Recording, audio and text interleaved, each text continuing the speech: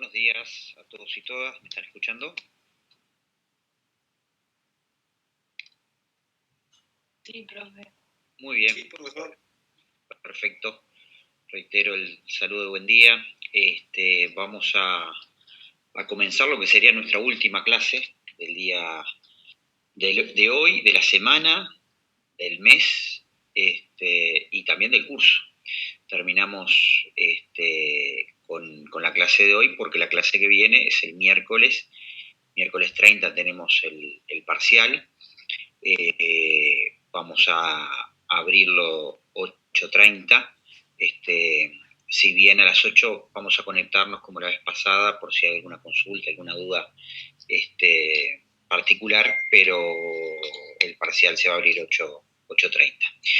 Así que vamos, no sé si hay alguna pregunta, alguna consulta de las clases anteriores. Y si no, arrancamos con lo último que veríamos, para quienes queden libres controlados, que es Poder Judicial y particularmente el tema de la inconstitucionalidad de la ley, que me interesa mucho que poderlos guiar por lo menos en las características generales para cuando lo vayan a estudiar. ¿Alguna pregunta? A ver, voto, para que no vea me quedó la duda del voto de confianza. A ver, Natalia, contame qué duda tenés sobre el punto.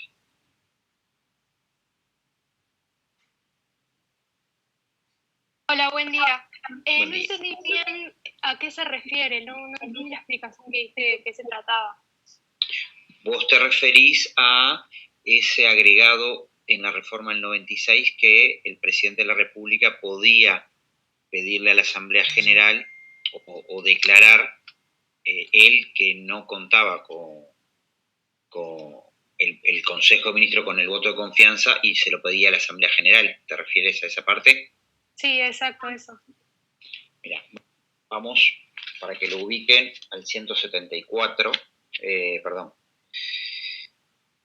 Ahí está, el 174, inciso 1, 2, 3, 4. El presidente de la República, por tanto, como habla solo el presidente de la República, estamos hablando de la jefatura de Estado, podrá requerir de la Asamblea General un voto de confianza expreso para el Consejo de Ministros. A tales efectos, se comparecerá ante la Asamblea General, la que se pronunciará sin debate por el voto de mayoría absoluta al total de sus componentes y dentro de un plazo no mayor de 72 horas que correrán a partir de la recepción de la comunicación del presidente de la República para la Asamblea General. Si esta no se reuniese dentro del plazo estipulado, reuniéndose no adoptase decisión, se entera que el voto de confianza ha sido otorgado. Los ministros cesarán en sus cargos por resolución hasta este otro inciso. Y el 175 nos plantea que, sin perjuicio del 174, la declaración lo facultará, sin perjuicio de lo dispuesto en 174, esa declaración lo facultará a sustituir uno o más ministros. Si así lo hiciera, el Poder Ejecutivo podrá sustituir total o parcialmente a los miembros no electivos, los directorios de entes autónomos y servicios centralizados, así como en su caso, electores generales, bla, bla, bla, bla. Y sigue el artículo. Como les explicaba, esto viene producto de un país que, recuperada la democracia, el Poder Ejecutivo no tenía, el partido que ganaba la elección, mayorías absolutas propias. Por tanto, le obligaba a generar permanentemente coaliciones. Distintos nombres en los distintos periodos ha tenido, pero es una gobernabilidad a partir de la sumatoria de más de un partido que se expresa en el Parlamento, después con mayorías, y en el Ejecutivo, que se expresa repartiendo ministerios y directorios de entes autónomos y servicios descentralizados. ¿Qué ocurría? Que este acuerdo de gobernabilidad, esta coalición, se genera al principio del periodo.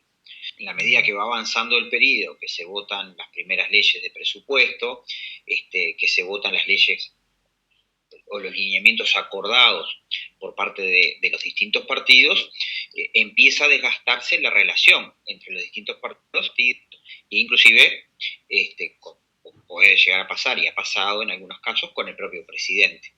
Entonces, ¿cómo el presidente se asegura de mantener esa mayoría en el Parlamento? Bueno, En la reforma del 96 se inventa, entre comillas, se incorpora una figura que existe en otros ordenamientos jurídicos, muy típica de los sistemas parlamentarios, que es esta declaración de voto de confianza o solicitud a la Asamblea General de voto de confianza.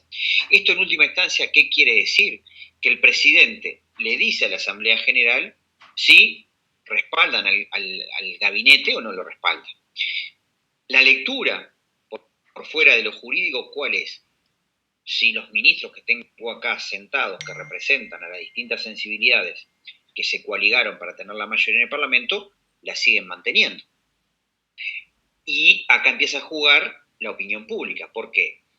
Porque si el Parlamento no le da ese voto de confianza al Poder Ejecutivo, y que va de la mano de no estarle votando las leyes, de trancarle lo que necesita, de controlarlo, convocarle a los ministros que no son de su propio partido de forma permanente, dentro de los propios partidos de la coalición, el Parlamento mantiene esa postura.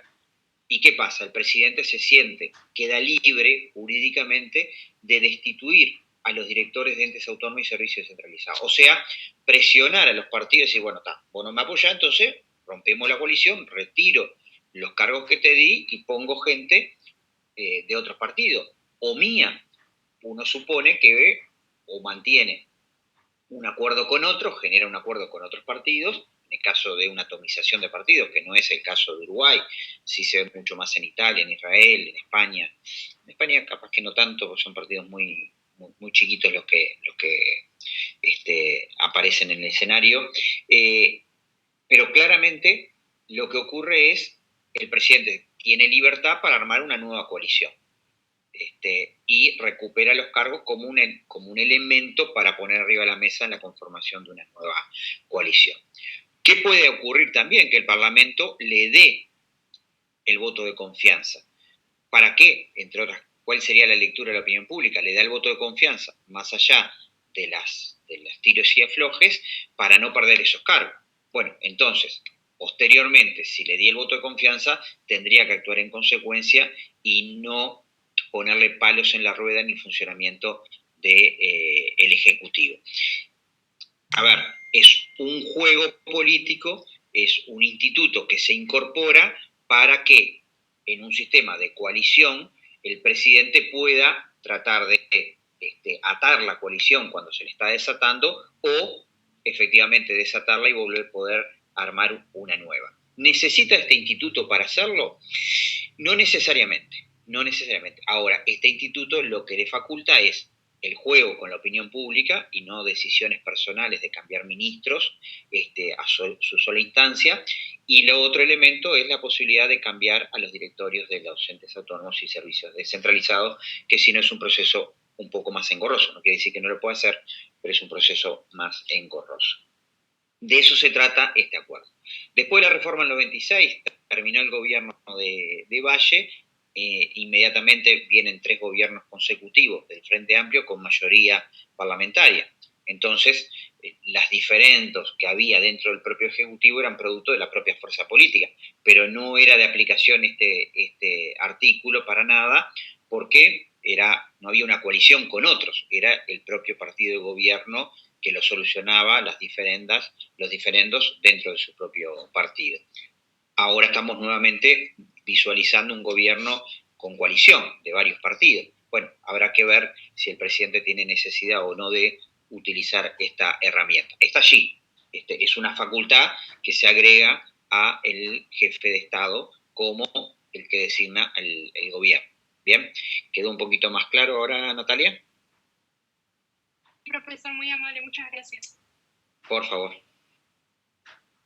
Bueno, vamos ahora a Poder Judicial y ya aprovechamos a contestarle a Camila cómo se eligen los jueces a nivel internacional, me refiero en otros países. A ver, Camila, ¿estás por ahí? ¿Cuál sería la pregunta en particular a nivel nuestro o a nivel externo?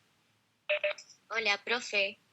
Buenos días para todos. Sí, a nivel internacional, yo sé cómo se elige acá en nuestro país, por eso te digo si a nivel internacional, por así decirlo, hay similitudes o diferencias a nuestra forma. A eso me refiero. No, ahí yo diría que hay diferencias en tanto nosotros tenemos un proceso interno donde es el propio órgano judicial el que va generando los ascensos. Ahora vamos a hablar un poquito en detalle antes de entrar en constitucionalidad, y cuando llegamos a ciertas jerarquías se necesita la venia del Senado y para llegar a la Suprema Corte de Justicia una designación de la Asamblea General por mayorías calificadas, y en caso de que no ocurra esto, en plazos determinados, la carrera administrativa es la que determina. A nivel internacional depende de qué tribunal, si la Corte Interamericana, la Corte Internacional de Justicia, el Tribunal Europeo, cada organismo determinan los mecanismos de elección. Y ahí hay una mezcla entre la excelencia académica y los pesos políticos, ¿no? Claramente son decisiones en ámbitos políticos donde el órgano de referencia de Naciones Unidas, OEA, Parlamento Europeo, eligen, integran sus delegaciones y sus tribunales. Después están los tribunales arbitrales que se generan por acuerdos de parte. Entonces, cuando hay convenios internacionales, por ejemplo, los tratados de inversión, donde se fija el arbitraje internacional, el tribunal que se genera queda particularmente diseñado sobre la base de un delegado de cada país miembro y un tercero que puede ser de la OMC, que puede ser de algún mecanismo ya previsto en el propio convenio. Entonces, ahí difiere sustancialmente la integración del tribunal. Pero ahí para ver cada tribunal tenemos que ir a la creación de ese tribunal, y la creación de ese tribunal nos va a determinar quién es el que lo elige, lo designa según el caso. Pero estamos, podríamos decir, en un sistema diferente al nuestro en lógica interna. Bien, ahora lo vamos viendo con el nuestro. Entramos entonces al Poder Judicial. Vamos a ver directamente la estructura primero de nuestro Poder Judicial.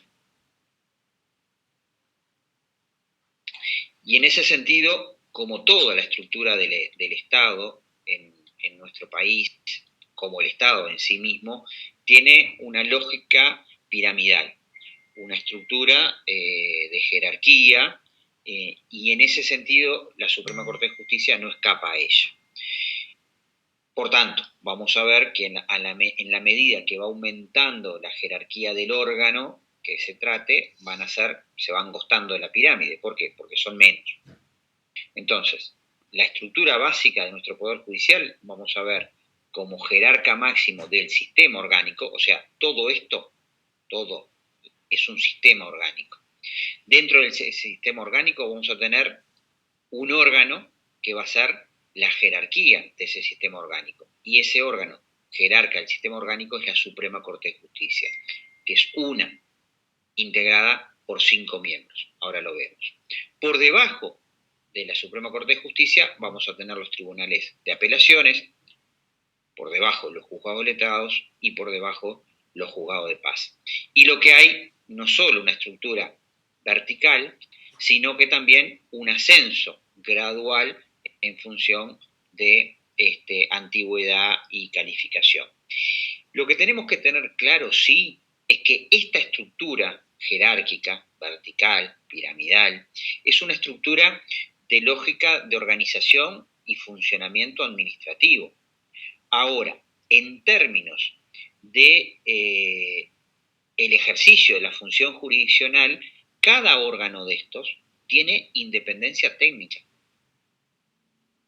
Ahora bien, que tenga independencia técnica no quiere decir que nuestro sistema acabe en el fallo de alguno de estos, sino por el contrario, dependiendo de quién se pronunció, está siempre la posibilidad de la apelación al grado superior. Entonces, lo que resuelve un juez de paz puede ser apelado ante un juez letrado, lo que resuelve un juez letrado puede ser apelado ante un tribunal de apelaciones. Y circunstancialmente, no es una regla general, por el contrario, está muy limitado, situaciones que pueden llegar a la Suprema Corte de Justicia. Esto es lo que se llama la casación, un tercer pronunciamiento. Si no, el concepto de cosa juzgada, o sea, cerrado el tema definitivo, es cuando hay un pronunciamiento en esa apelación del Tribunal Superior. Obviamente, en esas pequeñas situaciones donde se podría llegar a la Suprema Corte de Justicia, tampoco llego a la Suprema Corte de Justicia si hay coincidencia entre el fallo del juez del letrado, apelé, y el fallo del Tribunal de Apelaciones es el mismo. Ahí ya tengo dos fallos en el mismo sentido. Pero lo que sí es cierto que hay independencia técnica. Yo no le puedo decir como Tribunal de Apelaciones qué tiene que hacer el juzgado letrado o qué tiene el juzgado de paz. El juez va a hacer lo que entienda que tiene que hacer, partiendo de qué? Del derecho, partiendo de la aplicación de la norma. ¿Se podrá equivocar? Como seres humanos es posible equivocarse. La capacidad de interpretar y de tener otras interpretaciones también es posible. Por tanto, un fallo de cualquiera de estos, quien esté interesado puede ser el Estado, actuando como una parte, podemos ser cualquiera de nosotros, actuando como una parte, una empresa, actuando como una parte, en un litigio con otra parte, claramente, si no se siente comprendido en función del fallo del tribunal que sea, del juzgado que sea, va a tener esta capacidad de apelar hacia el superior. ¿Sobre qué base? Sobre una interpretación distinta del mismo derecho. ¿Por qué? Porque básicamente seguimos trabajando sobre la misma norma. ¿Qué puede ocurrir? Que para un juez X normas sean más, para un proceso, más protagónicas que otras, pero el fallo siempre es fundado. Lo que determina que si yo no apelo, queda como cosa juzgada el fallo del tribunal o juzgado actuante.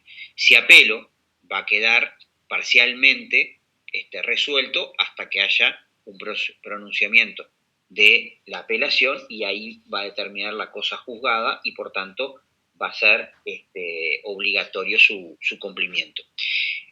Que no quiere decir que sea obligatorio su cumplimiento que yo no pueda criticar.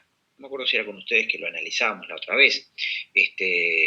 Como puedo criticar al Parlamento y lo que hace o deja de hacer, como puedo criticar al Poder Ejecutivo lo que hace o deja de hacer, también puedo criticar los fallos de la justicia. Y eso no es atentar contra la democracia. A veces escuchamos que se atenta contra la democracia cuando se cuestiona lo resuelto por el Poder Judicial. No. Lo cuestiono como puedo cuestionar cualquier otra actividad en el ámbito público de otro órgano. Lo que no quiere decir que yo no acate, pero me pasa también con la ley. Yo puedo cuestionar una ley. Ahora, la tengo que acatar. Y si la sigo cuestionando y no quiero acatarla, me tengo que hacer o responsable de mis actos y de las sanciones que pueda acarrear ese acto, o procurar su modificación. Pero lo que no puedo es evitarla, si es que me corresponde. En un fallo judicial, lo mismo. Puedo cuestionarlo, puedo criticarlo. Ahora, tengo que acatarlo si me corresponde en la situación hipotética que podamos estar analizando. ¿Bien? Entonces, la Suprema Corte de Justicia va a ser el jerarca máximo del sistema orgánico. Y esa Suprema Corte de Justicia, como es un órgano único, va a estar en Montevideo con competencias sobre todo el territorio. La Suprema Corte de Justicia, ustedes la ubican ahí en Plaza Libertad, acera sur, ahí es la sede de la Suprema Corte de Justicia, integrada por 5 miembros denominados ministros. Estos no van a ser ministros de Estado, van a ser ministros de la Suprema Corte de Justicia. ¿Y cómo llego a ministro de la Suprema Corte de Justicia? Primero que nada, tenemos que partir de la hipótesis que un ministro de la Suprema Corte de Justicia dura 10 años en el cargo. y tienen una peculiaridad todos los cargos del Poder Judicial, que no pueden ir más allá de los 70. Por tanto, si yo les digo que duran 10 años, pero no pueden ir más allá de los 70, si mañana me designan como ministro de la Suprema Corte de Justicia y tengo 65 años, no voy a poder terminar el mandato. Voy a poder estar los 5 años hasta llegar a los 70. Después voy a generar una vacante. ¿Por qué les explico esto? Porque no cambian todos juntos. Pueden cambiar uno, pueden cambiar dos. En alguna coyuntura llegaron a tener 3 juntos que cambiar, pero muy particular. Si no, generalmente es una vacante que se genera cada tanto y en distintos momentos, por esta variable de que al cumplir los 70 años ceso en el cargo, y ahora vamos a ver que no es fácil la reelección, porque me obliga la Constitución a tener un periodo de 5 años desde el cese por cumplimiento de los 10 años a una nueva designación. Y por los requisitos que tengo, no llego fácilmente. Entonces, producida la vacante, tengo la vacante, voy a tener una, voy a tener 2, ¿qué va a ocurrir? Lo primero que va a ocurrir es la posibilidad que la Asamblea General, por 2/3 del total de componentes, haga la elección de un miembro nuevo para integrar la Suprema Corte de Justicia. Y este es el criterio general. El derecho para designar un miembro de la Suprema Corte de Justicia lo tiene la Asamblea General por esta mayoría calificada de 2/3. Ahora bien, ¿qué puede ocurrir? Puede ocurrir que la Asamblea General no realice esto dentro del plazo que la Constitución le establece de 90 días. Antes de la Constitución del 67, este plazo no existía.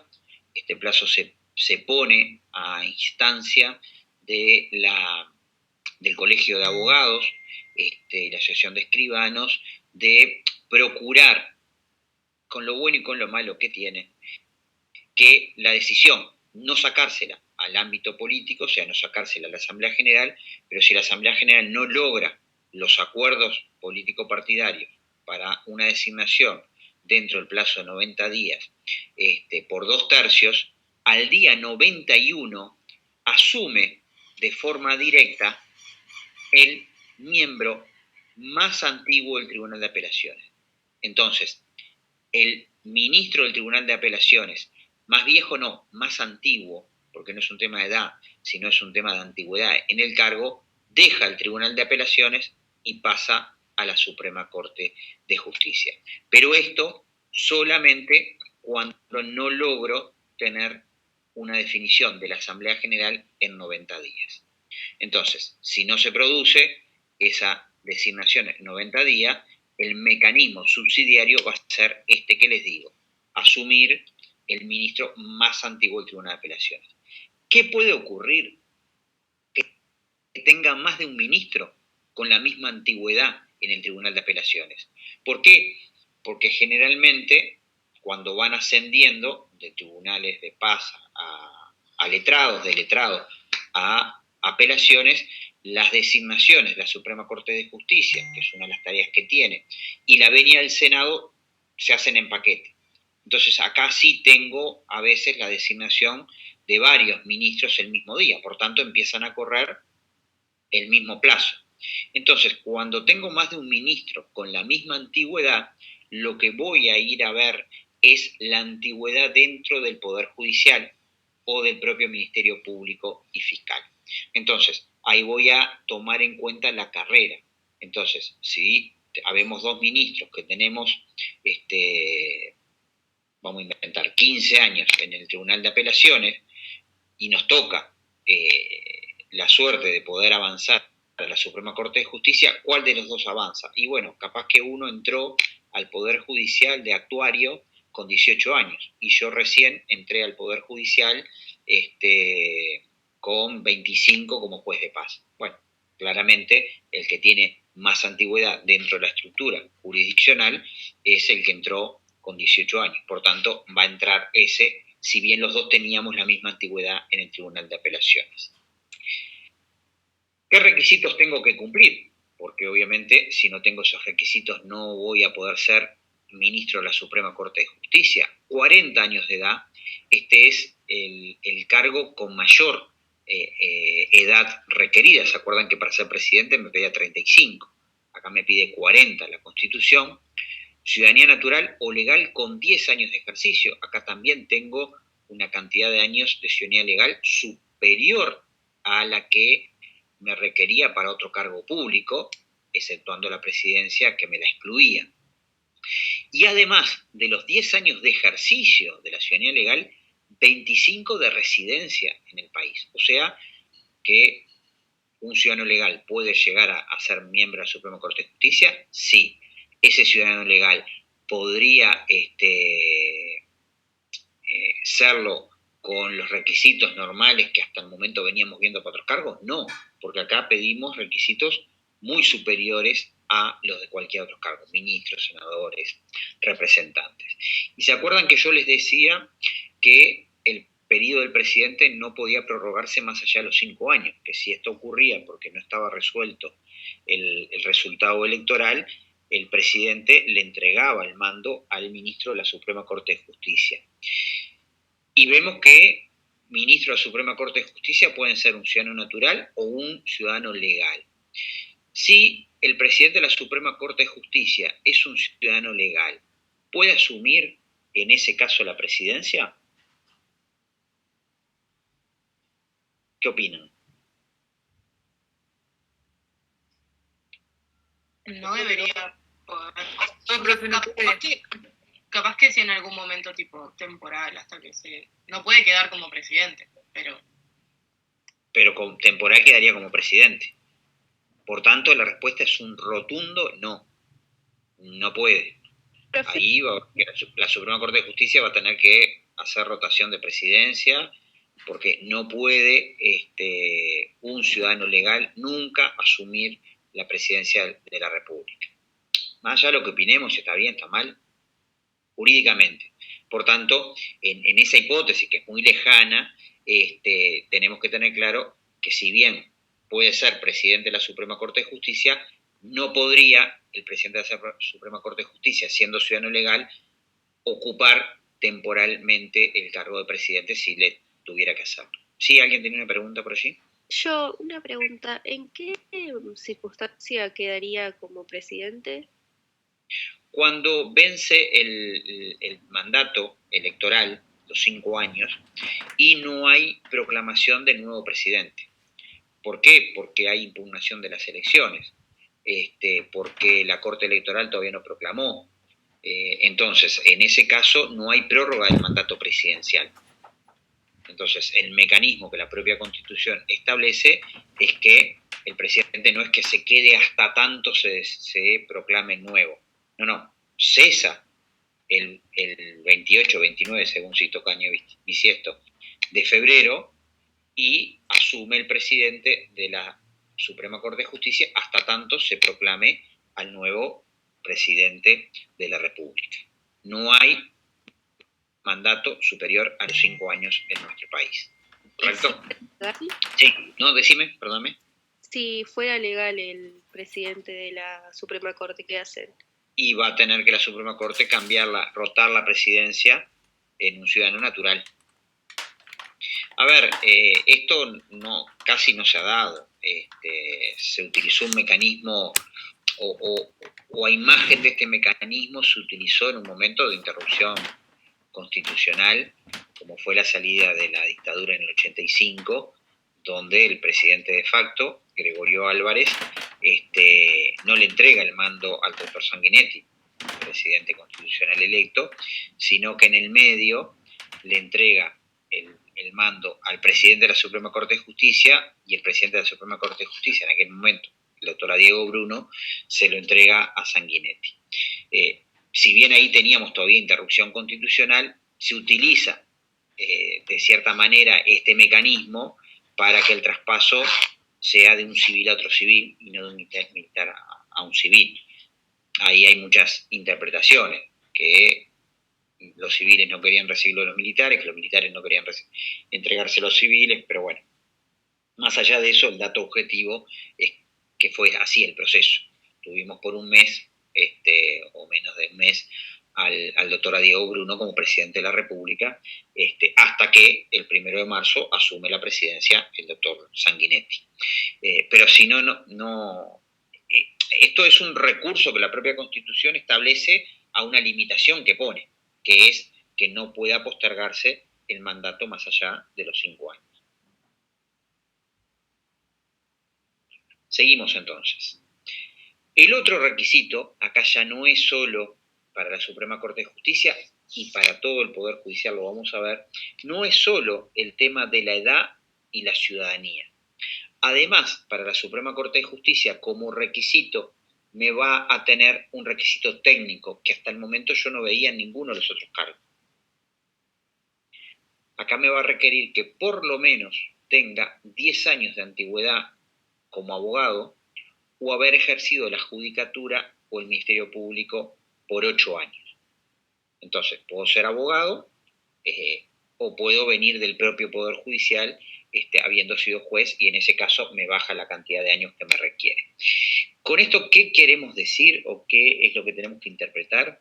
Que la Asamblea General puede designar a una persona que sea ciudadano, que tenga 40 años, que sea ciudadano natural o legal con esos requisitos, que sea abogado por más de 10 años, no estando dentro del Poder Judicial.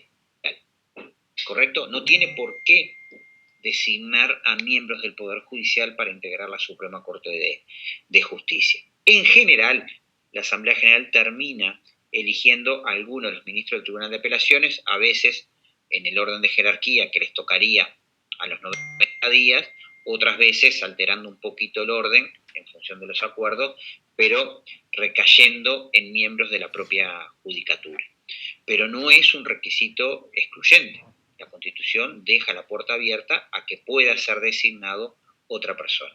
Recuerdo por allá por los 90, el doctor Tarigo, que era vicepresidente de la República en aquel primer gobierno del doctor Sanguinetti, que además era grado 5 en nuestra casa de estudio, profesor de procesal, una eminencia en toda esa temática, cuando dejó de ser vicepresidente y se generó una vacante en la Suprema Corte de Justicia, se pensó en poderlo designar a la Suprema Corte de Justicia. Después, dada la connotación política partidaria que tenía, no se materializó. Pero perfectamente, si no hubiera tenido ese protagonismo político, podía haber sido designado sin ser nunca juez. Por el lado, la contracara de esta modificación que les decía, con la incorporación de este concepto de los 90 días, es un claro defensa o autodefensa del propio sistema judicial de que avancen dentro del Poder Judicial quienes están dentro de la judicatura. Son puntos de vista, ni buenos ni malos en sí mismos. Ya les decía, duran 10 años en el cargo y pueden ser reelectos mediando 5 años. Ahora, imagínense, si mínimamente tengo que tener 40 años cumplido de edad y tengo que mediar 5 años, me tendrían que estar designando con 40, 45 años para que pueda materializar la reelección. ¿Por qué? Porque 40 años, 10 de cargo son 50, 5 más serían 55, como para que me designen y pueda estar 10 años más, 65. Ahora, la realidad es que con 40 años de edad no me van a designar difícilmente. Generalmente los ministros todos han tenido un promedio etario de 60 para arriba. Entonces, pongámosle como joven 55, más 10 años de ejercicio son 65, más 5 que tengo que esperar son 70. Ya no tengo posibilidad de que me reelijan. ¿Está prevista la reelección? Sí, con estas condiciones. La realidad es que lo hace muy difícil que esto se materialice.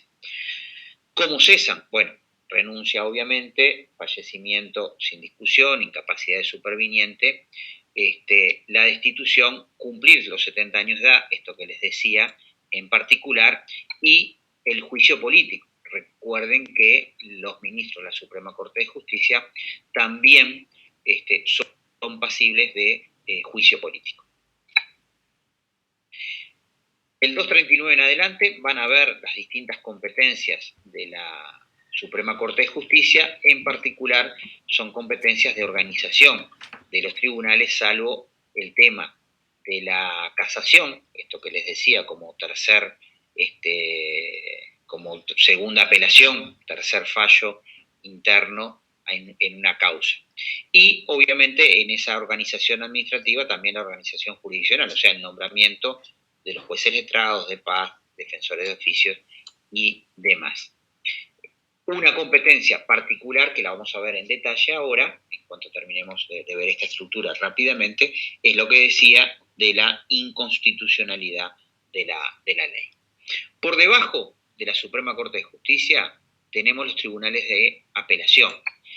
Los tribunales de apelación, si bien son de competencia nacional, esta es una debilidad muy grande que tenemos, es que tienen solo sede en Montevideo. Por tanto, si yo estoy pleiteando en Artigas y quiero apelar el fallo del juez letrado y quiero apelar ese fallo del juez letrado, tengo que presentarme en Montevideo. Esta, sinceramente, a mi gusto, es una debilidad muy fuerte que tenemos en lo que es el acceso a la justicia, porque, bueno, no todo el mundo tiene la capacidad ni los recursos para poderse, no solo venir cuando haya necesidad de venir por el juicio, sino de costear a un profesional del propio lugar para que venga a hacer los trámites en Montevideo, o tener que pagar uno de Montevideo para hacer. Entonces, de cierta manera, lesiona la capacidad de hacer justicia efectiva. Pero esa es la realidad. Los tribunales, ¿por qué son tribunales? Porque son órganos colegiados, a diferencia de los juzgados, que son órganos unipersonales. Es un tribunal integrado por 3 miembros, acá también van a ser denominados ministros de los tribunales de apelaciones, y van a ser designados por la Suprema Corte de Justicia, pero deben tener venia de la Cámara de Senadores o de la Comisión Permanente en caso de estar en receso. Esta venia es como el visto bueno a esa designación. Si no tienen venia de la Cámara de Senadores o en su defecto de la Comisión Permanente, la designación que hace la Suprema Corte de Justicia no queda perfeccionada, por tanto no podrían ser designados. Y es por esto que yo les decía que los vencimientos, las antigüedades de los ministros del Tribunal de Apelaciones eran muy parecidas. ¿Por qué? Porque generalmente a principios de año la Suprema Corte de Justicia llena todas las vacantes que se generan en función de ¿qué? Lo mismo que a los 70 años los ministros del Tribunal de Apelaciones tienen que cesar en su cargo, más allá que alguno pueda renunciar y demás, a los 70 años indefectiblemente dejan el cargo. Requisitos. Acá empezamos a una escala decreciente. En lugar de 40 años, 35 años de edad. En lugar de ciudadanía natural o legal con 10 años, acá tenemos legal con 7 años de ejercicio. En lugar de 10 años de abogacía, 8 años de abogacía o 6 de Ministerio Público y Fiscal.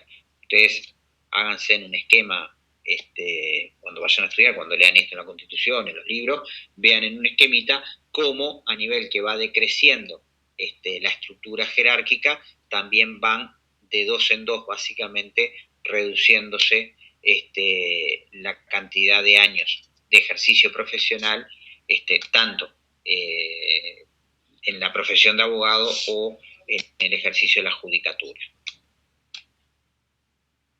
Y acá vamos a tener uno de los cargos en los cuales, una vez que llego, no voy a tener vencimiento de mandato, salvo el cumplimiento de la edad de los 70 años.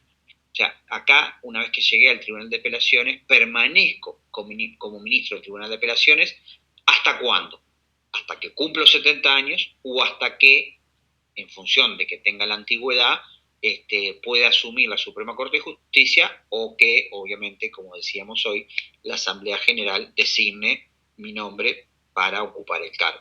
Las causales son las mismas que vimos para la Suprema Corte de Justicia, con la excepción, en este caso, del juicio político, porque no son pasibles de juicio político los ministros del Tribunal de Apelaciones, sí los ministros de la Suprema Corte de Justicia.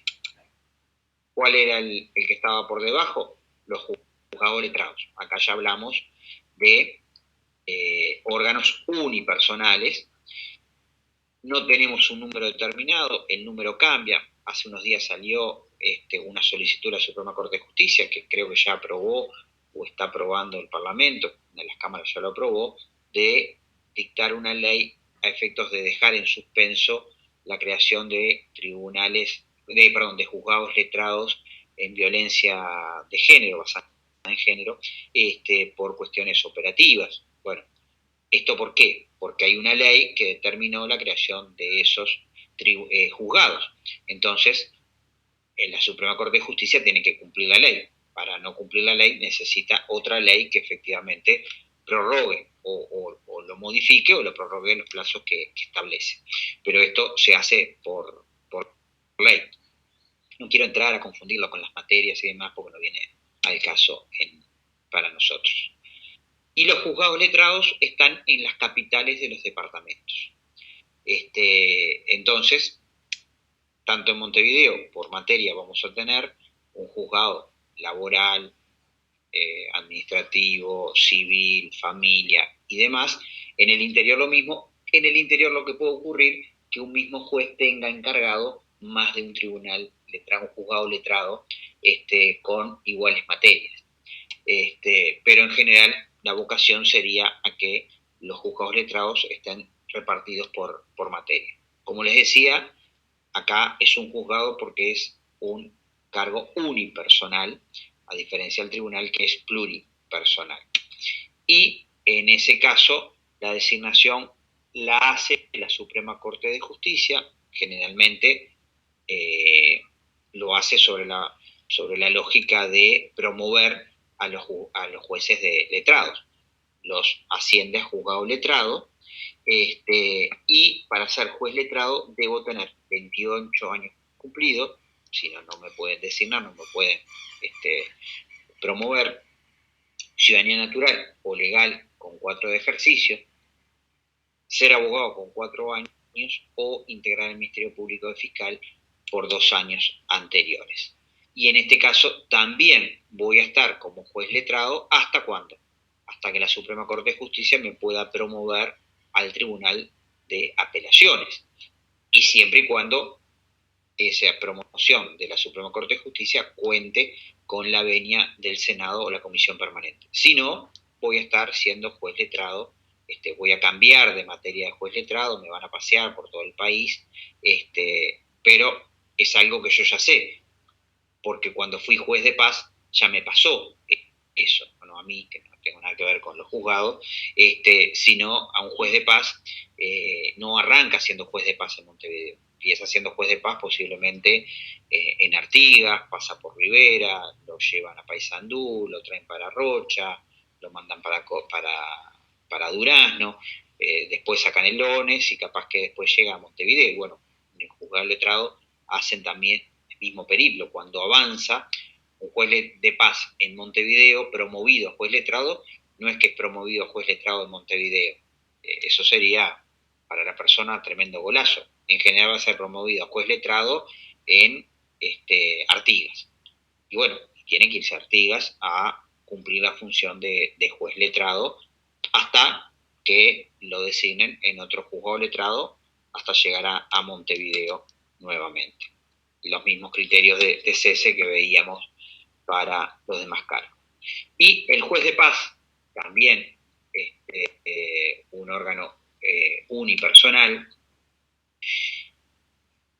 Y acá lo que tenemos que el juzgado de paz está en todo el territorio y dentro de los territorios de los departamentos. Por tanto, vamos a encontrar en las localidades juzgado de paz.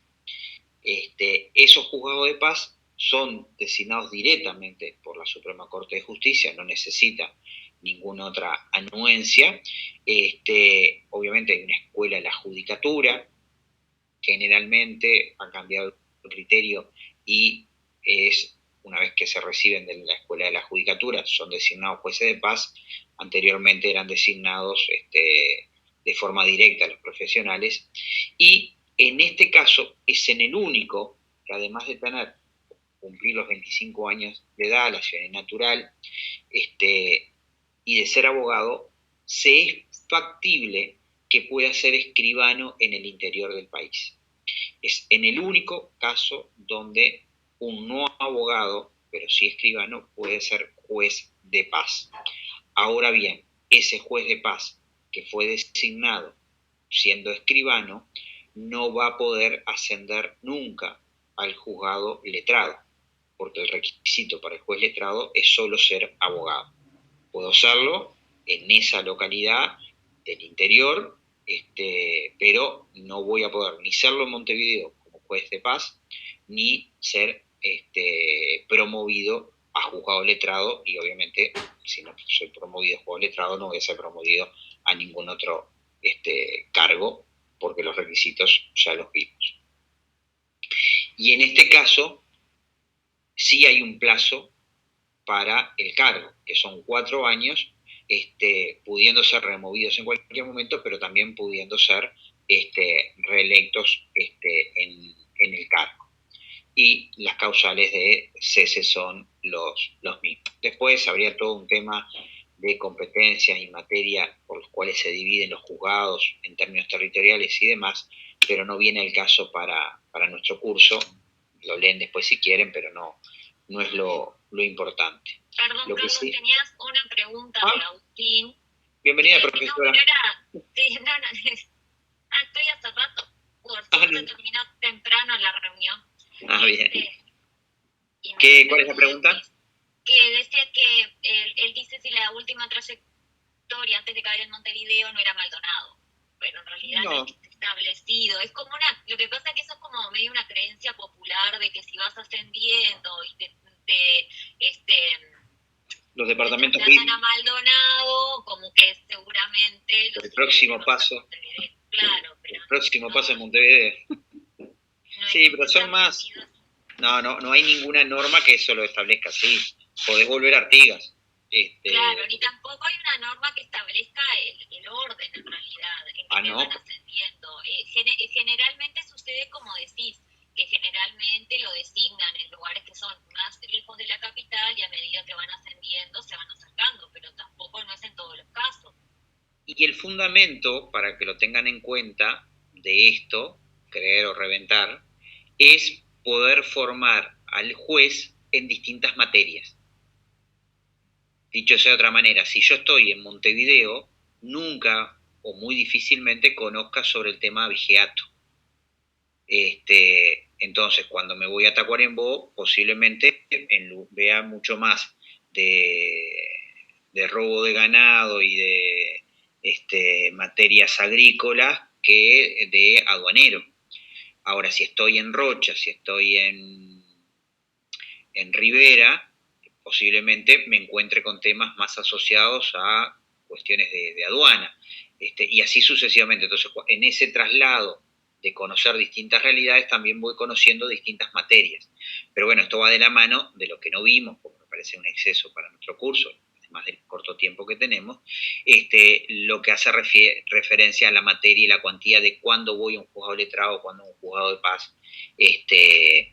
Pero sí, el recorrido por el país implica conocimiento de diversas materias. Sí, justamente Natalia preguntaba cuáles serán las competencias del juzgado letrado y cuáles de paz, que es un poco lo que están diciendo a grandes rasgos, digamos. Sí, inclusive hay algunas materias que están reservadas para el juzgado de paz, sin importar, por eso la complejidad, sin importar la cuantía es el monto. La Suprema Corte de Justicia determina hasta tal monto va a un juzgado de paz, superando ese monto va a un juzgado letrado. Pero hay materias que indistintamente del monto van siempre a un juzgado de paz. Entonces tiene ciertas complejidades que no nos vienen al caso a nosotros entrar. Y aprovechar este ratito, esta media hora que nos queda, para ver el tema de la inconstitucionalidad. Que se acuerdan que esto nosotros lo dejamos pendiente de ver cuando estábamos viendo orden jurídico, y Cassinelli le llama la defensa jurídica de la Constitución, que es esa situación en la cual me puedo encontrar de una alteración constitucional, y cómo me protejo ante esa alteración constitucional. Lógicamente, voy a tener un sistema de inconstitucionalidad, que es el mecanismo de protección, de defensa de la Constitución, en sistemas de constitución rígida. ¿Por qué? Porque todo lo que no vaya por el proceso de reforma constitucional, que implicaría modificar el contenido de la Constitución, por más que hoy sea republicana, si están cumplir el requisito y tengo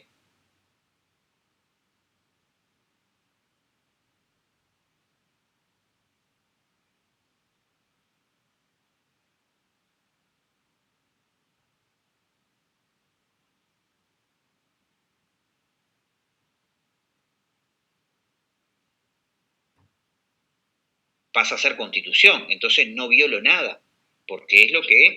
Carlos, sí. se cortó por un minuto, nos quedamos todos sin el audio. Perdón, no, les decía que por más absurdo que pueda ser el texto, en tanto cumplió el proceso de reforma constitucional, no solo el proceso de creación, sino de aprobación plebiscitaria, se transforma en nueva constitución y ahí no hay ninguna violación de la Constitución, no hay ninguna alteración constitucional porque cumplía el proceso. El tema es cuando normas de menor jerarquía contraponen contra la Constitución. ¿Y eso puede pasar? Y sí, puede pasar.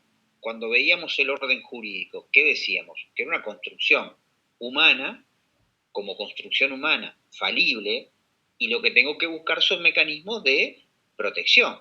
Aquellos principios que me decía Kelsen, que establecían para ver la coherencia del orden jurídico, los tengo que llevar a la práctica. Yo no voy y digo, no voy al almacén y le digo, me enseñó el profesor que por principio de jerarquía, la ley que determinó la tasa del impuesto que le aplicó a las galletitas es inconstitucional y por tanto no se la pago. No, te estoy inventando groseramente, ¿no?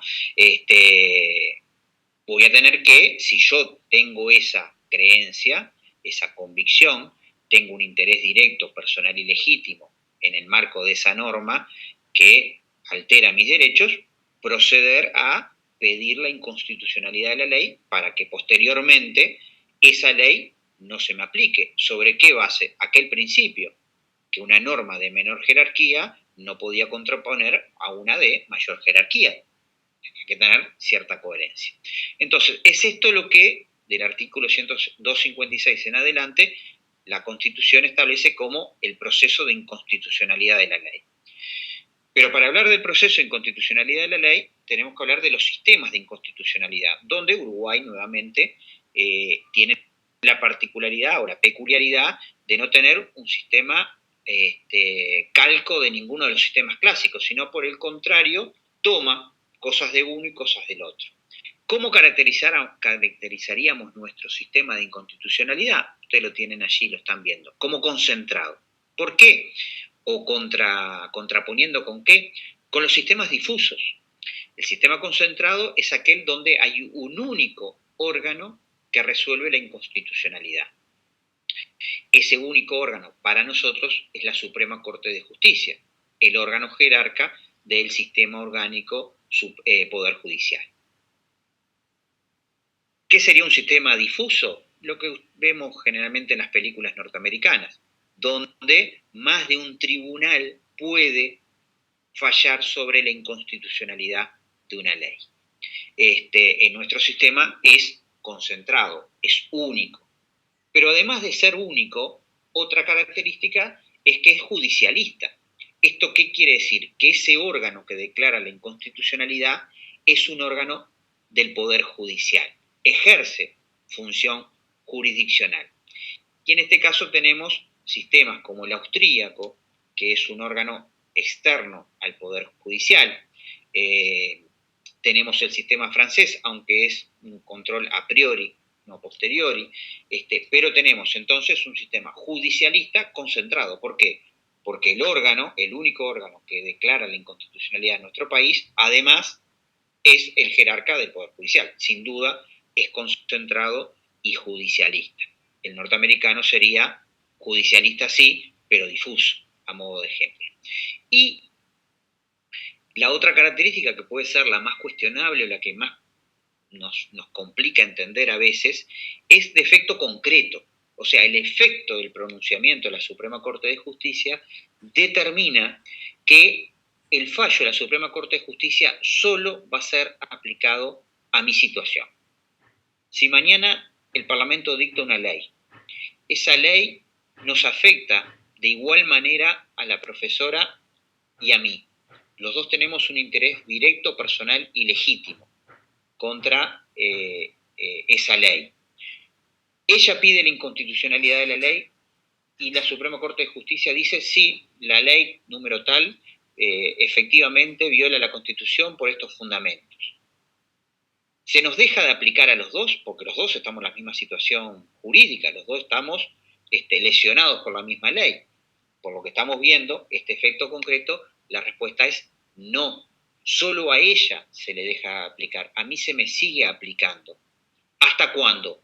Hasta tanto yo tramite la inconstitucionalidad y dependiendo de que la Suprema Corte de Justicia mantenga el criterio, porque también puede cambiar, como veíamos recién, cambia en cualquier momento la integración de la Corte, cambia el criterio de la sede y lo que a la profesora esa ley de integración le dio como un fallo inconstitucional, para mí me da constitucional. ¿Por qué? Porque es interpretativo. En última instancia, fundado en derecho, es como la Suprema Corte de Justicia entiende y cómo también yo fundamento esa lesión que estoy entendiendo me está generando la ley. Y ustedes dirán, bueno, pero si lesiona la Constitución, si la viola, la ley debiese desaparecer del orden jurídico. Y acá nuestro sistema se afilia más al sistema austríaco, a la lógica que el señana, de que es que el Poder Judicial no puede derogar una ley. ¿Por qué? Porque estaría alterando el principio de separación de poderes. En tanto, la ley fue dictada por el Poder Legislativo. Lo único que puede hacer el Poder Judicial es dejar de aplicar, de determinar un pronunciamiento que haga que esa ley no se aplica, pero no se aplica al caso concreto, porque si pusiera un fallo general, estaría nuevamente lesionando esa separación de poderes. Obviamente, comunicando al Poder Legislativo y al Poder Ejecutivo de esos pronunciamientos, y en todo caso es el Poder Legislativo o el Poder Ejecutivo, en su caso, los que tramitarán el tema de la modificación normativa. Hace 15 años, parece que fue ayer, pero hace 15 años ya, un poquito más, no, capaz que un poquito menos de 15, cuando se crea el impuesto, el IRPF, a los activos y a los pasivos, en lugar de el impuesto a los sueldos que existía, a las jubilaciones que existía anteriormente, en la creación de ese IRPF hay un grupo de jubilados, varios grupos, un grupo de jubilados particularmente, que pide la inconstitucionalidad de la ley. Una integración de la Suprema Corte de Justicia entiende que es inconstitucional. Había un segmento de pasivos que no pagaban impuestos, porque era por franjas, es por franja el IRPF, entonces no pagan impuestos. Había otro grupo que a partir de que pasaba la franja tenía que pagar. Pide la inconstitucionalidad, una integración de la Suprema Corte de Justicia da la inconstitucionalidad. Al correr de los días cambia la integración de la Suprema Corte de Justicia, otro de los colectivos de jubilados que había pedido la inconstitucionalidad, con la nueva integración de la Suprema Corte de Justicia, en el marco del proceso que vimos, ninguna alteración de nada, en el marco del proceso que vimos cómo se integra la Suprema Corte de Justicia, el fallo que pronuncia es en contrario. ¿Por qué? Porque el primer fallo también había sido 3-2 para un lado, ahora es 3-2 para el otro lado, diciendo que no es inconstitucional. En este caso, como era una materia privativa del Poder Ejecutivo, la comunicación al Legislativo no alcanzaba. El Poder Ejecutivo necesitaba tener la iniciativa para modificar esto. ¿Por qué? y fue lo que hizo, mandar un proyecto derogando el IRPF a las jubilaciones, creando el impuesto de asistencia a la seguridad social, el IAS, que también fue pedida la inconstitucionalidad, no fue dada, y bueno, hoy es un hecho que está firme ese impuesto. Pero la realidad, ¿cuál era? Íbamos a tener jubilados que iban a pagar y otros jubilados que no iban a pagar. No hablo de los que estaban en la franja que nunca iban a pagar en ninguno de los escenarios, sino de aquellos que tendrían que estar pagando, unos que pagaban y otros que no pagaban. Eso genera una desigualdad de las cargas públicas, eso genera indudablemente un problema de seguridad jurídica, institucional y de desigualdades. Entonces se proyecta la modificación. ¿Pero por qué es esto? Porque el fallo es de efecto concreto, no es de efectos generales como es en otros sistemas. Otra característica de nuestro sistema es que es un control a posteriori. Y acá esta clasificación, lo que tenemos que verla es que es una clasificación de poca aplicabilidad en el sentido de que si es control de inconstitucionalidad, siempre es a posteriori. Porque el control de constitucionalidad a priori no es de constitucionalidad de la ley, sino es de constitucionalidad del proyecto. Entonces yo estoy controlando que lo que se va a aprobar no sea inconstitucional. Entonces no hago un control de inconstitucionalidad de la ley, hago un control de constitucionalidad del proyecto. Esto es lo que tiene Francia, a modo de ejemplo, un tribunal especial para analizar esto. Dionela, no sé si querés incorporar alguna idea más sobre este punto. Si no, vamos al proceso. No, porque el ejemplo clásico es este que diste, así del IRPF, porque como decías, es muy complejo de entender cuando damos el tema, eso del efecto concreto, que es solo para este caso, para quien lo pide, y no tiene efectos generales, porque como decíamos, equivaldría como a derogar, ¿verdad?, la ley. Exactamente. Y lo que tenemos que tener claro, además, que el fallo de inconstitucionalidad me ampara en el concepto de que esa ley no se me aplique. Ahora, después posiblemente tenga que hacer otras acciones materiales para defender el derecho lesionado. A modo de ejemplo, más viejo esto aún, existió la creación de un impuesto al gasoil. Los productores ganaderos lo presentaron en inconstitucionalidad, después eso se transformó en lo que fue el impuesto a los ejes como criterio. Estamos hablando hace varios años atrás.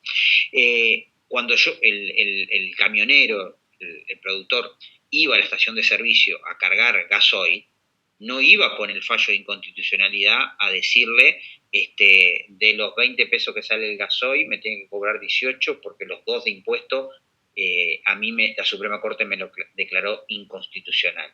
No, el estacionero no puede hacer ese cálculo ni podría hacer la aplicación material del cumplimiento del fallo. El estacionero le va a cargar la cantidad de litros por el valor del litro. Va a ser la persona la que va a ir a reclamar después al Ministerio de Economía y Finanzas o al Ministerio de Industria o a la Presidencia de la República, donde corresponda, según el caso, la devolución de ese dinero cobrado incorrectamente. ¿Por qué? Porque el fallo de inconstitucional dice que no les correspondía a ellos pagar ese impuesto. Entonces, cuando ocurren estas cosas es que el Poder Ejecutivo, en su caso, o el Legislativo, tiende a modificar la ley.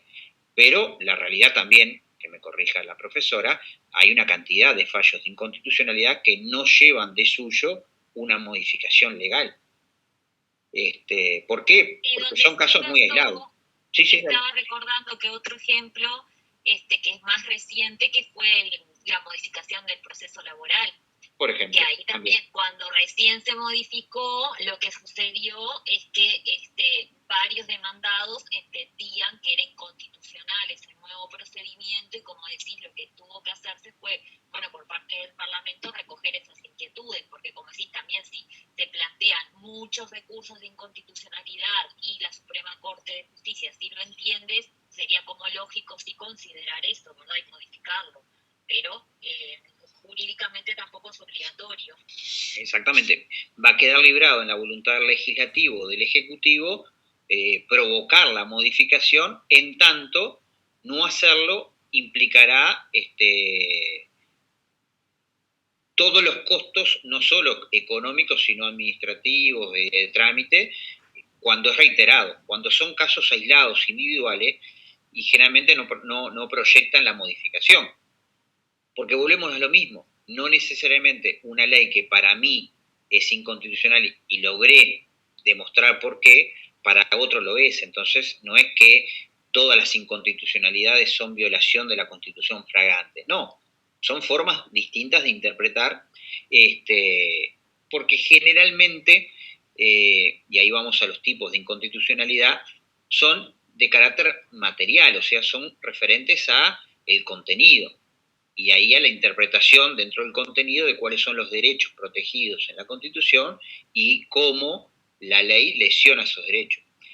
Mínimamente son de aspectos formales, que es una alteración al procedimiento, para que me entiendan, siendo grosero que el proyecto de ley fue sancionado habiendo pasado por una sola Cámara, o que el proyecto de ley, siendo un poquito más no tan simple, necesitaba una aprobación de 2/3 y fue aprobado por 3/5. Eso sería una cuestión más de forma que de contenido. ¿Qué actos pueden ser declarados inconstitucionales? Los actos legislativos. Por tanto, como acto legislativo en nuestro país, tenemos los de alcance nacional, las leyes y los decretos ley. Acuérdense que si bien nosotros no tenemos la creación de decretos leyes, sí tenemos esa denominación para los actos legislativos emanados en periodos de interrupción constitucional y validados o por reforma constitucional posterior o, como analizamos en su momento, por ley nacional que a criterio de la sede no es inconstitucional. Por tanto, ya nadie pide un aspecto formal de inconstitucionalidad sobre el decreto ley. Sí puede haber aspectos materiales de inconstitucionalidad. Por tanto, esos actos legislativos nacionales, la ley y el decreto ley, pueden ser pasibles de inconstitucionalidad, y los decretos departamentales con fuerza de ley en su jurisdicción también pueden ser declarados inconstitucionales, en tanto son leyes, entre comillas, como ponemos ahí, departamentales. No existe ese nombre en nuestro país, pero el pronunciamiento de las juntas departamentales tiene valor de ley. Por tanto, a texto expreso, más allá de la interpretación que podamos tener, a texto expreso, la Constitución establece que estos decretos de los gobiernos departamentales con fuerza de ley son pasibles de inconstitucionalidad, lo que hace fundamentar y sostener aún más el valor legislativo de este tipo de acto jurídico. ¿Bien? ¿Quiénes lo pueden solicitar? Lo que decíamos, quien se entienda que tiene un interés directo, personal y legítimo. Modernamente, todavía muy lejos de ser una regla, empieza a cobrar la idea del interés difuso como una ampliación del concepto del interés directo. ¿Por qué? Porque yo tengo interés directo sobre una norma particular, la que me pone un impuesto sobre mi renta, sobre mi salario, sobre mi capital. Puedo tener un interés directo sobre una limitación al derecho de propiedad en función de que tengo propiedades. Si no tengo propiedades, no tendría un interés directo sobre esa norma. Ahora, hay otras situaciones en la sociedad, y más en las sociedades modernas, y más en la agenda de derechos que se va ampliando con referencia a visiones anteriores, en los cuales no hay nadie que tenga un interés directo y personal propiamente, pero a su vez que todo lo tenemos. ¿Cuál sería un caso de esas características? Donde nadie tiene un interés directo y todos tenemos un interés directo.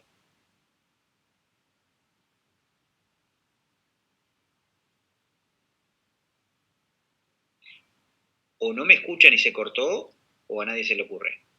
No, se escucha perfecto. Sí. No, pensé que se me había cortado. Están pensando.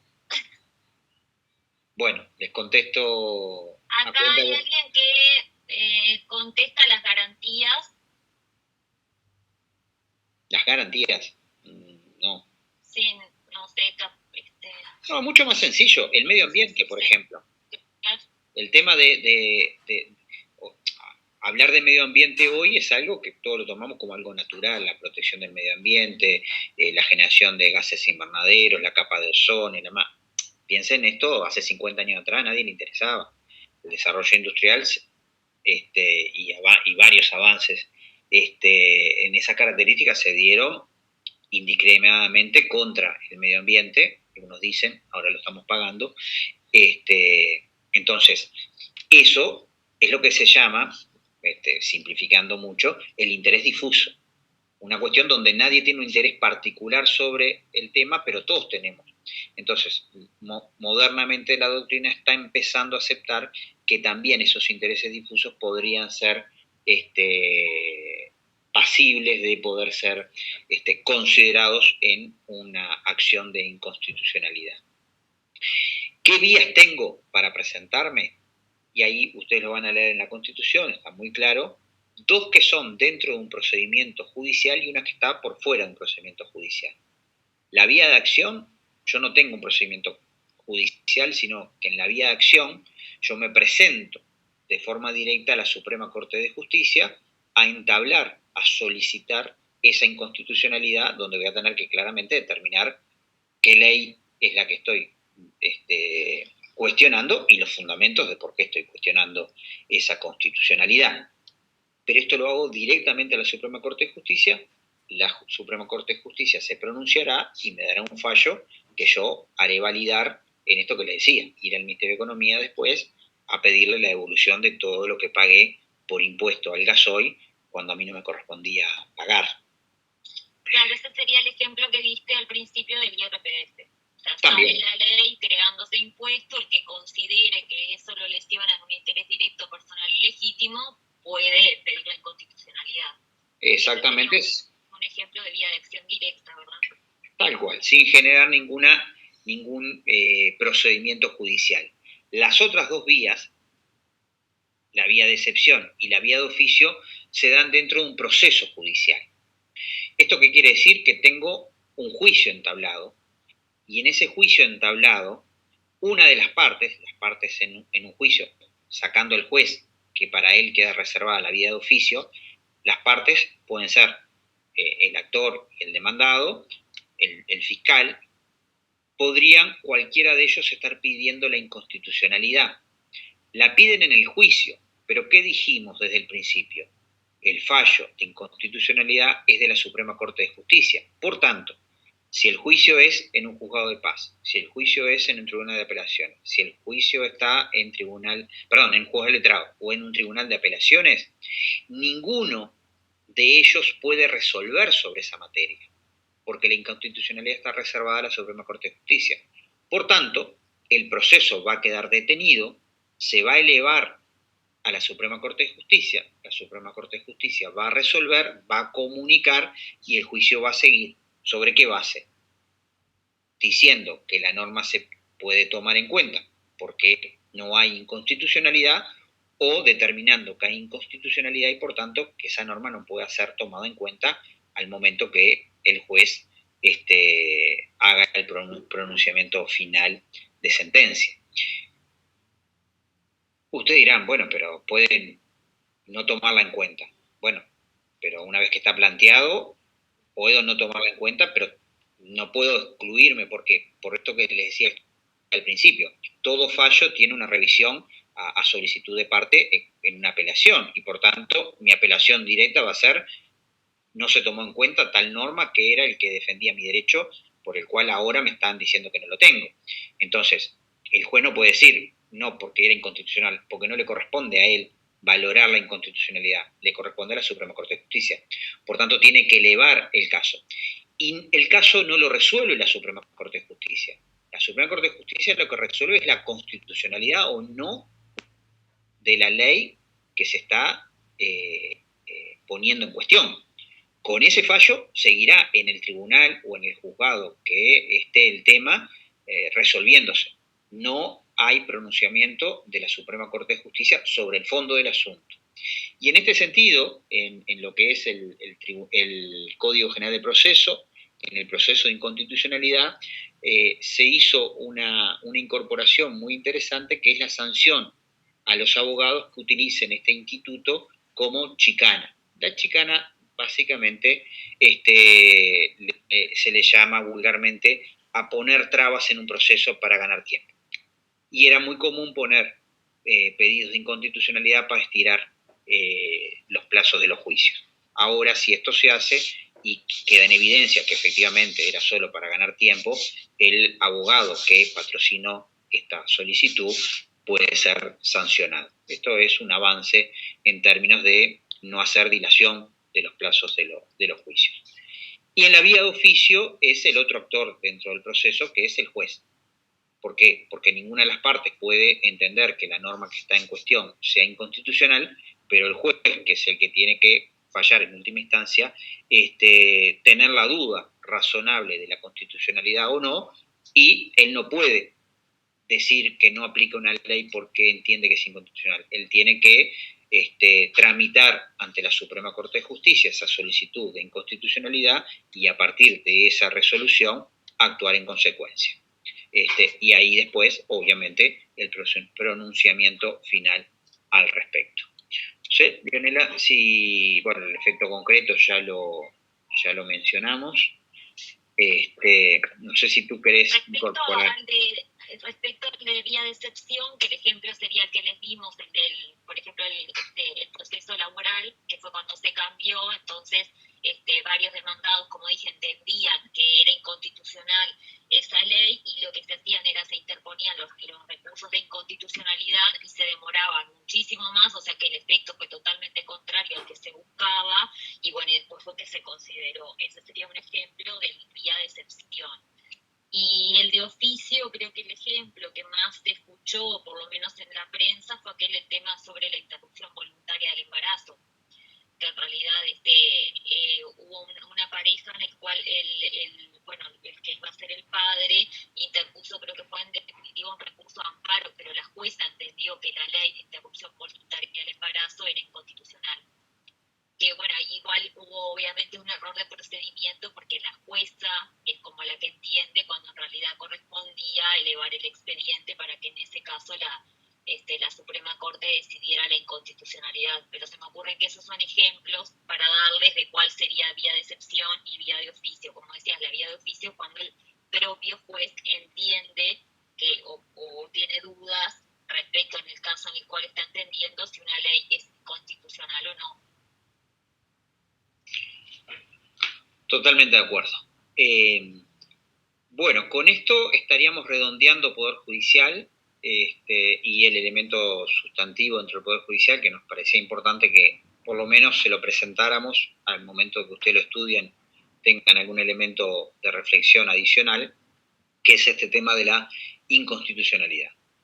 Este semestre tan particular de 2 meses y poquito, obviamente ha hecho que sea imposible llegar a dar todo el programa.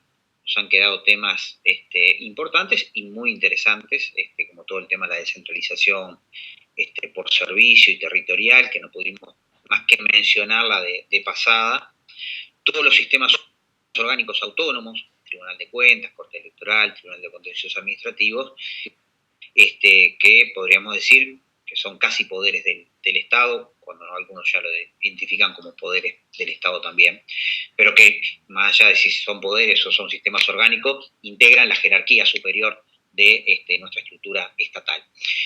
La realidad es que no nos dan los tiempos. Hoy podríamos decir materialmente, como les decía al principio, nuestra última clase, porque el miércoles que viene, con algunos nos veremos de 8 a 8:30, porque vamos a abrir la sala como hicimos la vez pasada por cualquier duda, pero no es obligatorio, entran los que quieren, los que no, 8:30 directamente al parcial, y después, bueno, los que hagan el trabajo hasta el 2 tienen tiempo de, por plataforma también, entregarnos el trabajo, y después nos veremos en el examen con aquellos que vayan a examen.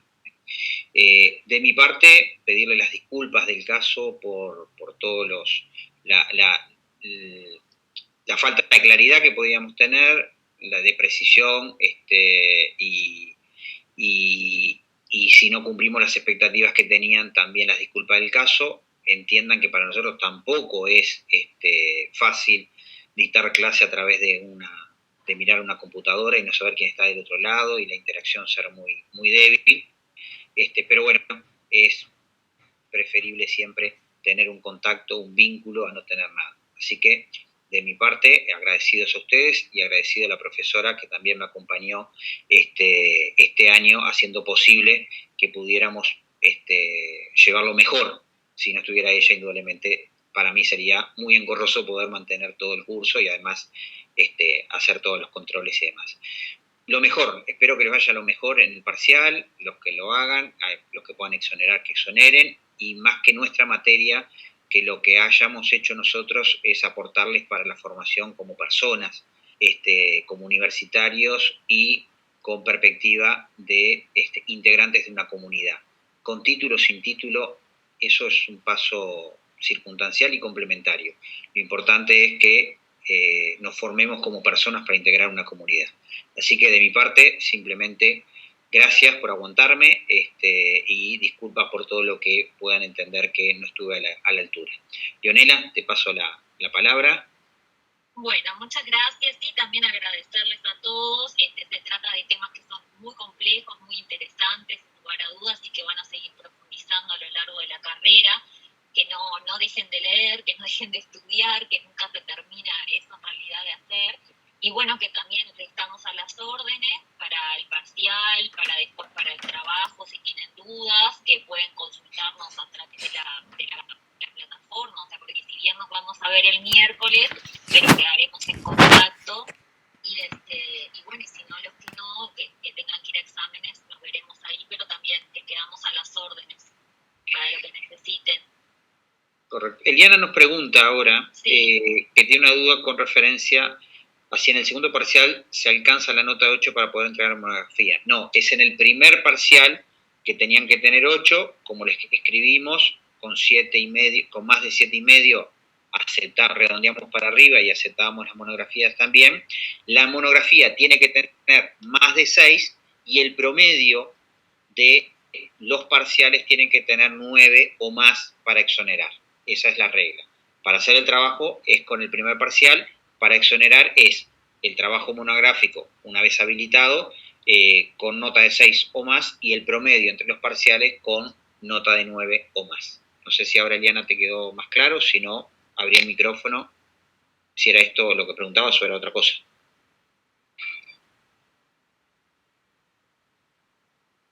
Y pregunta también la modalidad, supongo, no sé, Agustina, perdón, capaz que era del parcial, va a ser la misma modalidad, ¿verdad? ¿Verdadero o falso? Sí, vamos a ir por ese mecanismo, y el tiempo lo vamos a definir en función de la cantidad de preguntas que pongamos. Como le decíamos la otra vez, vamos a guardar la misma relación de no ser extremadamente extenso en el tiempo, que guarde relación con las preguntas. Lo que sí va a ser un poquito más complejo que el anterior, que fue excesivamente fácil. Más complejo en el sentido de enunciaciones de preguntas, algunas un poquito más largas que otras y no tan lineales. Sí, va todo el programa, todo lo dado. Correcto. Lean con cuidado, lean detenidamente. Profe, Tengo Sí, una pregunta. dale. ¿En el segundo parcial hay que sacar los 9 sí o sí, como en otras materias, o solamente es el promedio de 9? No, el promedio de 9. Ergo, va a depender de lo que te sacaste en el primero. Sí. Y el promedio 9 es importante si te sacaste en el primero más de 8, hiciste el trabajo y el trabajo te sacaste más de 6 para exonerar. Si no, tampoco, es un problema, ¿no? ¿Me seguís en el razonamiento? Sí, gracias. No, por favor. Profe, o sea que para exonerar, los que tienen chance, digamos, y sacaron más de 8 en el primero, 8 o más de 8, solo con los 2 parciales y el trabajo monográfico, o sea, solo con los 2 parciales no se exonera, o entendí mal. No. Eso es, el reglamento es claro, son los 2 parciales y el trabajo. Si no, si tenés los 2 parciales, tenés 12 con los 2 parciales, pero no hiciste el trabajo, o hiciste el trabajo y te sacaste 3, tampoco exonerás. Sí. Es el promedio, los 2 parciales, más el trabajo con un 6 para arriba. Y perdón que no sé si entendí mal lo que dijo la profe recién. Para el segundo parcial va todo el programa. Sí, a ver, las preguntas, obviamente vamos a procurar que estén más centradas en lo que dimos, del último parcial hacia acá. Pero, ¿cuál es el tema? ¿Por qué decimos que va todo? Porque son conocimientos adquiridos.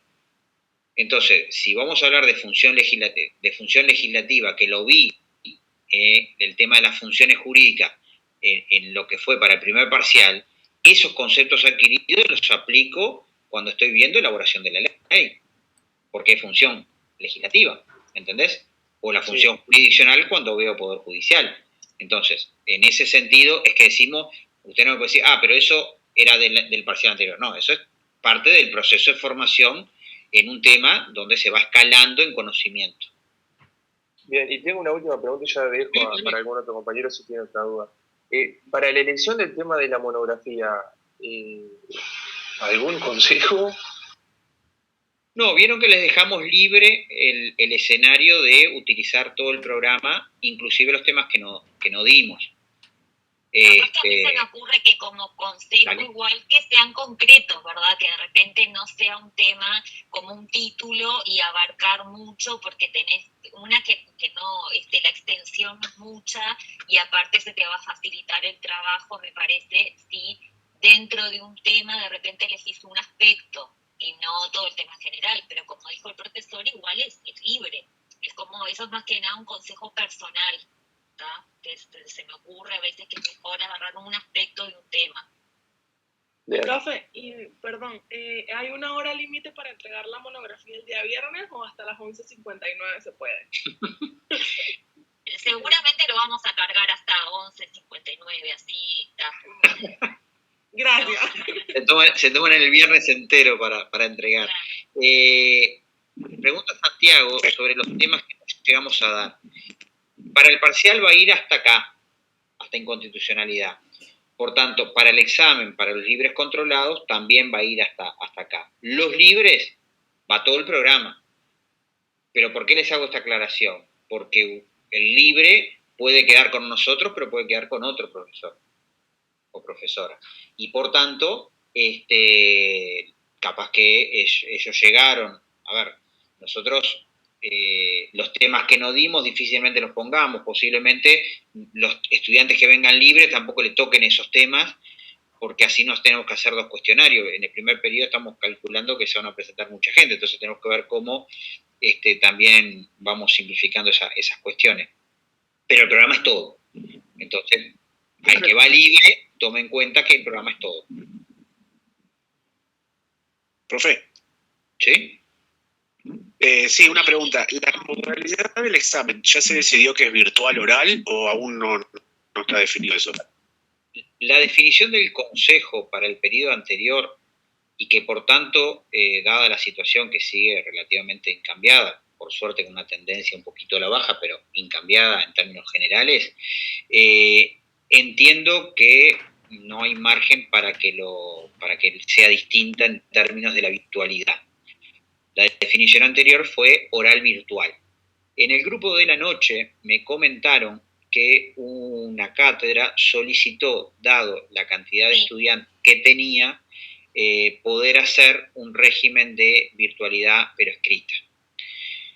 Sinceramente no lo hablamos todavía con Leonela y con Berti, que es el otro profesor en la noche, para fijar un criterio, pero a priori capaz que pedimos también el consejo a ver si nos autoriza ir por un mecanismo de esas características, por lo menos en este periodo. ¿Por qué?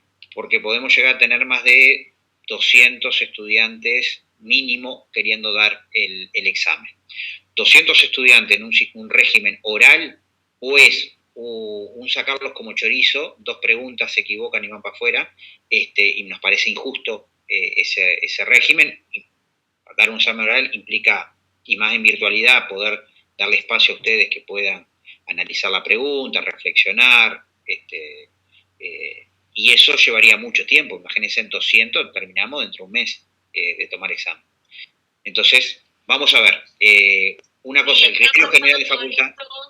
Sí. que está pasando eso con varios grupos y hay cátedras que sí, que presentaron, no sé si una nota o por lo menos la inquietud, porque incluso hay profesores que están solos y tienen que tomar oral a muchísimos alumnos, entonces se han tenido reuniones, no sé qué se va a decidir, pero por ahora, para no entreverarlos, supuestamente sí, el examen sigue siendo virtual y modalidad oral. Para que les quede claro, si no hay un cambio, por ahora es así. Cómo se va a hacer es complicado, pero por ahora queda de esa manera. Otra preguntita, porque el examen es el 30 de julio. ¿Eso cuándo se decidiría o lo publican en EVA? Te escuché cortado yo, por lo menos. Creo que él decía a través de qué modalidad se Sí, decía que el examen un cambio en la modalidad del examen. Yo creo que por ahora, ya les digo, en principio queda así. No hay ninguna resolución oficial ni nada al respecto de cambiar la modalidad por ahora. Pero supongo que sí, que lo deberíamos comunicar por EVA si se decidiera un cambio, ¿no? No, por supuesto. Nosotros vamos a mantener después que terminen las clases nuestro vínculo a través de EVA, así que cualquier modificación, inclusive la fecha, el criterio que vamos a tomar, se lo vamos a comunicar por EVA. A modo de ejemplo, si se definiese que se mantiene oral virtual, le tenemos que comunicar en qué horario vamos a empezar, en qué plataforma, bueno, todos estos detalles, porque para el examen casi seguro vamos a ir a la plataforma de Zoom, dejando acá la Webex. Entonces, todo eso se lo comunicamos. Preguntan más ejemplos por el tema de los temas de la monografía, a ver qué te parece, porque que dice que son muy amplios. Como yo le decía recién, creo que era Tiago, que me parece que, por ejemplo, un tema es poder legislativo, ¿no? Por decirlo de alguna manera. Poder legislativo es súper amplio para hacer un trabajo. No sé, pueden hacer, por ejemplo, fuero del legislador, por decir algo, procedimiento de elaboración de la ley. O sea, digo para tirarles unas ideas porque estaba pidiendo una alumna ejemplos. A ver, si nos piden ejemplos, yo qué sé, yo te la rebuscaría, claro, y te plantearía lo que dice la profesora, te plantearía analizar si es factible que el Poder Ejecutivo pueda interponer objeciones o observaciones a un proyecto iniciado por él.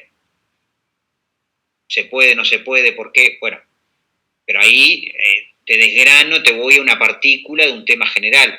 Por eso nosotros le dejamos abierto para que ustedes, dentro de un tema general, lo vayan bajando a la particularidad que quieran analizar y ahí sí lo desarrollan. No, lo que no está válido es que me digan, vamos a analizar por el legislativo, entonces hacen una grajea de cada cosa. ¿Por qué? Porque no analizan nada. El Poder Legislativo, y repiten la clase, llenaron las 8 hojas y no analizaron nada, simplemente hicieron transcripción de información con referencia a la estructura y las competencias, ¿no? Es decir, bueno, en todo caso, esa es la introducción y de esa introducción lo bajo, lo aterrizo a analizar el fuero, a analizar el tema del infragante y delito, a analizar el tema de la materia privativa, a analizar el tema de la participación de la Asamblea General en el proceso de elaboración de la ley. No sé, estoy tirando ahora, se me ocurren a de consideración, por exacto. No sé, como otra cosa. Ahí está.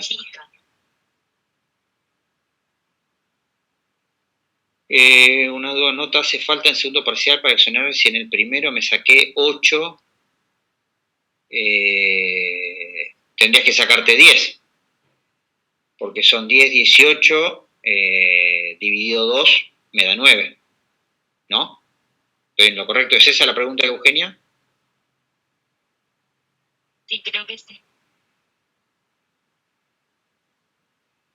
Bueno, esto, cuando empezamos con los promedios y redondeamos demás, me parece el fútbol uruguayo antes del partido de ayer. Vemos si tenemos chance. En realidad también habría que tener en cuenta las participaciones orales, ¿verdad? Pero todo no, eso es lo que no podemos. Suma, pero... no es lo mismo si el trabajo te lo sacaste 6 y el trabajo te lo sacaste 10. Vemos la integralidad del estudiante para hacer. A ver, como fuimos todo el año proclive a tratar de ayudarlos, acompañarlos, no regalarles nada que no se merezcan, pero ayudarlos y acompañarlos. Esa es un poco la vocación que tenemos, que queremos, pero de arranque hagan el esfuerzo para que lo vaya lo mejor, para hacer 12. No trabajen a hacer 6, trabajen a hacer 12. Después, si en el camino quedan siendo 6, bueno, cosas de la vida, pero no me trabajen a la chique, porque si me trabajan a hacer 6, después se me quedan en 3. Trabajen a hacer 12 y en todo caso lo vemos. Dale, ¿alguna otra asignatura que quieren sufrir? ¿Quieren seguir sufriendo? En el segundo semestre tenemos la opcional de Derecho y Ciudadanía, donde sobre la base de todo este curso profundizamos en algunos temas en particular e incorporamos una cantidad de otros temas que, lejos de haberlos visto en el curso. Sí, no, a mí me ven si hacen abogacía o notariado en los seminarios, en los últimos seminarios o en derechos humanos. Así que igual la vamos a invitar a la profesora que nos acompañe por ahí, en alguna. Me ofrezco, sí, con gusto. Muchas gracias, muy amable. Así que, bueno, si no hay más consultas, reiteramos los agradecimientos, las disculpas y nos vemos el miércoles que viene. Disculpa, tengo una consulta sobre lo que vimos hoy. Dale. Sí. No sé si todavía hay tiempo. Sí. Que, por ejemplo, no me quedó claro si la inconstitucionalidad era retroactiva o no. Si la inconstitucionalidad es retroactiva, ¿a qué te referirías con como que se declara inconstitucional y si los efectos de la inconstitucionalidad como que van para atrás a lo que ya pasó o es de ahí para adelante como la derogación? No, yo podría decir que va para atrás. El tema es que tiene sentido el ir para atrás cuando tiene algún elemento de lesión pecuniaria. Si no, la visión es para adelante, podríamos decir. Pero cuando es pecuniaria, va para atrás. ¿Por qué? Porque si la ley es inconstitucional, pongamos el ejemplo del IRPF. Si la ley es inconstitucional y por tanto de mi jubilación yo no tendría que haber hecho aporte, para mí esa ley no es que a partir de ahora es inconstitucional, siempre lo fue. Entonces, en mi reclamo al Poder Ejecutivo para la devolución de pesos se lo voy a hacer desde el primer día, que empecé a pagar a partir de esa ley que no debiese ser aplicada. ¿Me seguís en el razonamiento? Entonces, el fallo, si bien aplica el caso concreto y se pronunció hoy, mi reclamo, o sea, de hoy para adelante sin discusión que no me lo van a poder aplicar.